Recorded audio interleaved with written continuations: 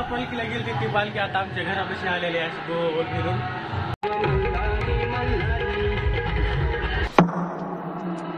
तर हे मित्रांनो सुप्रभात आणि गुड मॉर्निंग, स्वागत आहे तुमचं माझ्या आजच्या एका नवीन ब्लॉग मध्ये. तर आता आज आहे रमजान ईद आणि रमजान ईदच्या माझ्यातर्फे तुम्हाला सर्वांना शुभेच्छा. आणि वरून आज आहे माझी फेवरेट टीम म्हणजेच आरसीबीची मॅच आणि आरसीबी सोबत असणार आज मुंबई. आता तसं बघायला गेलं तर आरसीबी फक्त एक मॅच जिंकल्या, 5 पैकी 4 हारल्या. मन तर लय दुखलंय आरसीबी हारल्या, पण जाऊ दे होत राहते. थांबा एक सेकंद अंदरचा काढतो मी. तर आई आता सध्या दुसरे काही नाही, दोन होती आणि तेच मग मी आज आंघोळ बी केलं नाही. मी घरी असले की असं असते, माणूस आंघोळ करत नाही लवकर. मग मी तर खास करतच नाही लवकर असल्या घरी असल्यास मला करूशीच वाटत नाही घरी असलं की. आणि कॉलेजला जायचं असलं तर मग काम असलं तर सकाळी सगळ्याच्या पहिले माझी सांगू होत्या, असंच होतं माझ्यासोबत सरासरी. तर आणि घरी असलं की अजून एक होते की जेवण लवकर जाते, म्हणजे लवकर भूक लागते. आई म्हणली जेवण घे, तर जेवण घेतलं मी. 2-3दा जेवण जातं घरी असल्यास. परंतु असंच कॉलेजला गेला असल्यानंतर दुपारी 12ला 1ला जेवण होतं, त्याच्यानंतर मग जेव बी वाटत नाही लवकर संध्याकाळी टायमाला. तेच म्हणलं मग आता प्रोजेक्ट आहे एक मंगळवारी प्रोजेक्ट आहे, प्रोजेक्ट करायला मस्त मजा येणार आहे मला. तो लॉक दाखीन मी की एक्सटर्नल येणार आहे त्या टायमाला मजा येणार आहे, म्हणजे एक्सप्लेन करायचं एक्सटर्नलच्या समोर तर भरपूर मजा येणार. काय नाही बघायला भरपूर मजा येणार. आणि आज वरून ती स्वामी समर्थाची आमची इथं सणसवाडीत मिरवणूक निघणार आहे, तर आई त्याला जाणार आहे, त्याच्यामुळे आईनं थोडं लवकर आवरून घेतलं आज. तर आमचे पेपर जवळ बी आले, 28 तारखेला पेपर आहे, दुसरा पेपर आहे OSचा ऑपरेटिंग सिस्टीमचा. तर तेच थोडा होमवर्क करून घेतो मी. अभ्यास एवढं शिकून झाले आमचं पुस्तक.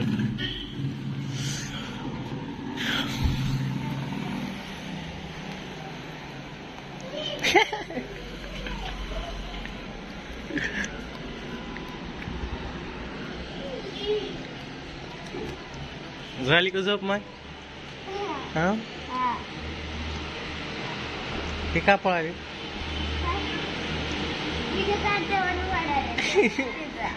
भीती वाटाली का? कसं का बरं लेट करायला?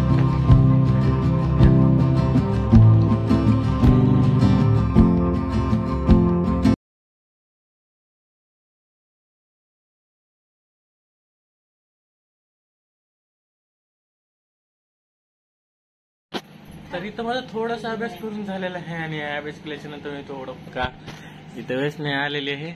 ह्याला स्वामी समर्थला जायचं आहे म्हणून.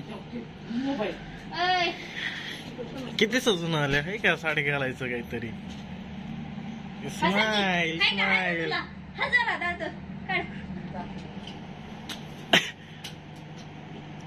स्नॅपचॅट गोरी काढवा.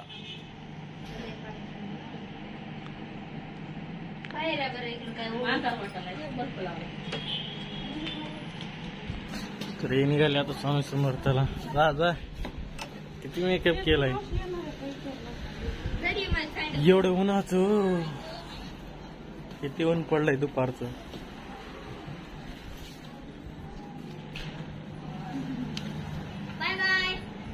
दीड वाजलाय राव. बाय बाय जा. तर आईन ते ज्या पालखीला गेली ती पालखी आता आमच्या घरापाशी आलेली आहे अशी गोल फिरून. म्हणजे जवळपास आता 5 वाजत आलेले आहेत. चला मग ती पालखी बघायला जाऊ.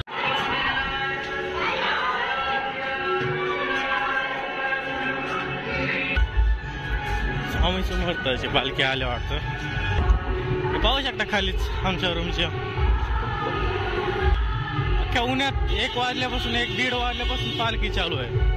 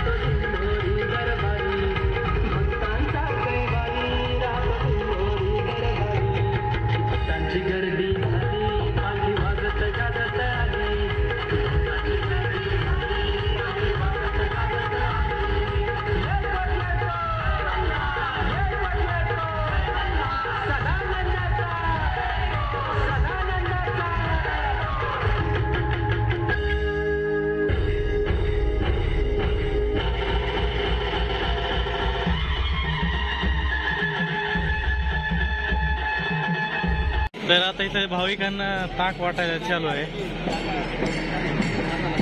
जवळपास पालखी संपलीची इथे नाही तर लास्ट समारंभ होता.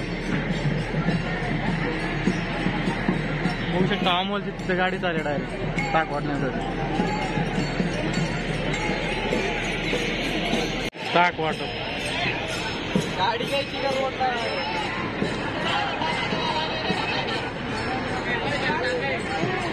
तर मी आता घरी आलेलो आहे ती पालखी पाहून आणि ताक वगैरे वाटलं, त्यानं पाणी दिलं आणि ताक वाटताना तर जे नव्हते ना त्यानं यायला लागले.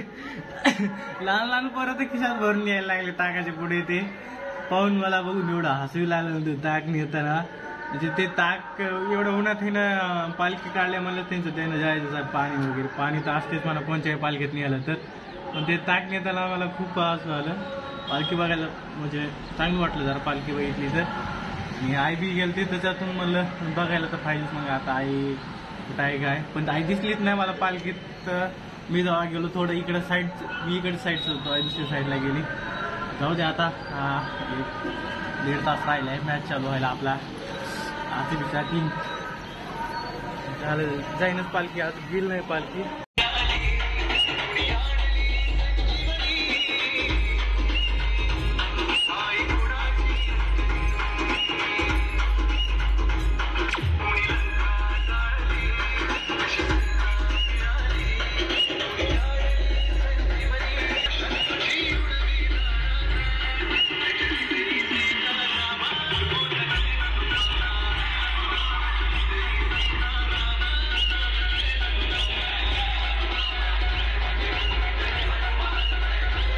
तर इथं सध्या ते आपली पालखी गेली आणि आई पण आली जाऊन. माझ्या लक्षातच नाही RCBचा मॅच बी चालू झाला.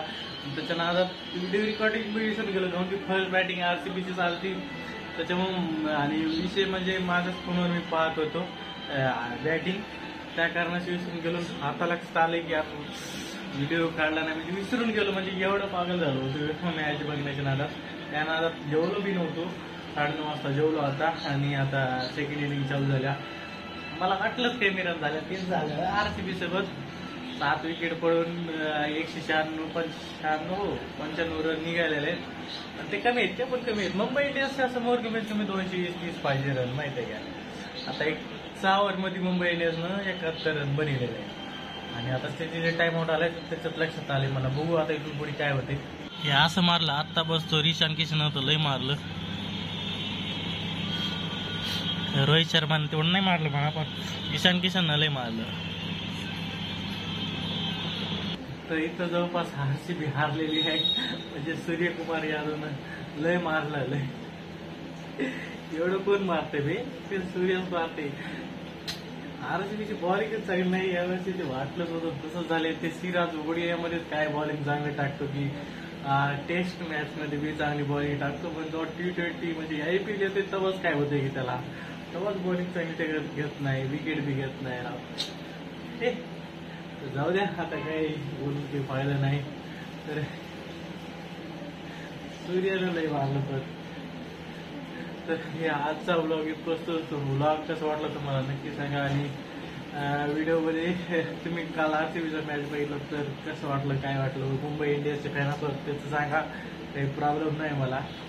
तर नक्की सांगायला विसरू नका. आता भेटू उद्याच्या एका नवीन व्लॉगमध्ये. तो शिकले.